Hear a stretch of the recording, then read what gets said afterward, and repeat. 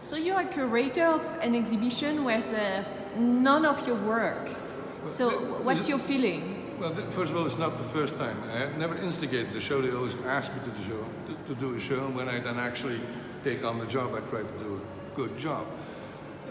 My presence in the show is the way how I put the show together. I, of course, remain an artist. I'm not making a show from an art historical point of view, but from a purely visual point of view, since I'm a visual artist, which makes room for different ways of making associations and having a dialogue between different works, which in a sense is a different experience also for a public. I mean, there are not a lot of wall ticks that you'll see, it's mostly the visual experience.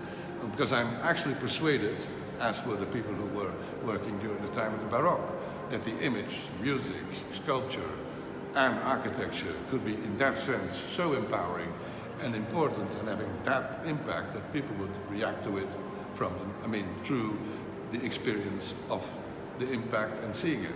But a show like that, and it will travel to and will be bigger in Milan at Prada Foundation, can this show have as an impact on your work, on your painting? Well, I don't know. I mean, Baroque probably, but in a very unconscious way, probably already had an impact on my work. I mean, seeing the region I come from.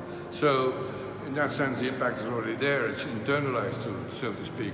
Directly an impact, I don't know. I mean, it was an experience for me because always putting a show together with works from other people, I mean dead or alive, and in this case we have both, is a very fascinating thing to do because it gives you a different distance instead of doing like a monographic, I mean like a solo exhibition, which is something completely different because you know the work. In this sense, there are, for example, up until 3 weeks before the opening, I didn't know I would have, for example, the flagellation of Christ coming out of the Museum of Capodimonte. So that was, of course, a huge kick to be able to do that.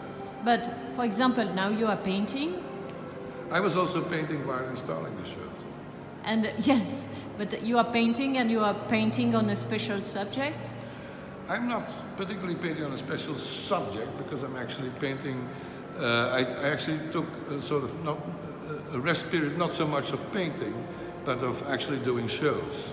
I want to have at least 1 or 2 years, not as a Sabbath year, because I'm painting, I'm just painting. I want to develop something different. We are waiting for that. Merci.